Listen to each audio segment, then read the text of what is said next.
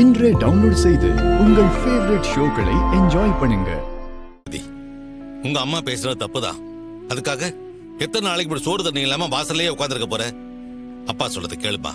தயவு செஞ்சு வீட்டுக்குள்ள வா. முடியாதுப்பா. அம்மா கிட்ட நான் சபதம் போட்டிருக்கேன். இப்ப நீங்க வான்னு சொன்ன உடனே நான் எப்படி உள்ள வர முடியும்? அம்மா என்ன பத்தி என்ன நினைப்பாங்க? சும்மா சவால் விட்டுட்டு இப்ப பின் வாங்கிட்டான்னு சொல்ல மாட்டாங்களா? ஏய், அவங்க அப்படியெல்லாம் நினைக்க மாட்டாங்க ரேவதி. அப்படியே அவங்க ஏதாவது சொன்னாலும் நாங்க சமாதானப்படுத்திக்கிறோம். நீ முதல்ல உள்ள வா. வேண்டாங்க்கா. இப்ப நான் உள்ள வந்தா அது என் புருஷனை அவமானப்படுத்துற மாதிரி. அவரால எதுவும் நிரூபிக்க முடியலன்னு நானே ஒத்துக்கிட்ட மாதிரி ஆயிடும்க்கா.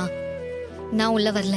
என்ன ரேவதி, நாங்கெல்லாம் வீட்டுக்குள்ள இருக்கிறப்போ நீ மட்டும் இங்க உட்கார்ந்து இருக்கிறது ரொம்ப கஷ்டமா இருக்குமா? தயவு செய்து எங்களுக்காவது உள்ளவாமா. சாரி மாமா. என் புருஷன் இல்லாம நான் இந்த வீட்டுக்குள்ள வரமாட்டேன். அம்மாவுக்காகவும் இந்த குடும்பத்துக்காகவும் எவ்வளவு செஞ்சிருக்காரு. அதெல்லாம் கொஞ்சம் கூட நினைச்சு பார்க்காம வீட்டுக்குள்ள வராதுன்னு சொல்றத என்னால கொஞ்சம் கூட ஏத்துக்க முடியல மாமா. மனசுக்குள்ள அது ஒரு முள்ள குத்திக்கிட்டே தான் இருக்கு.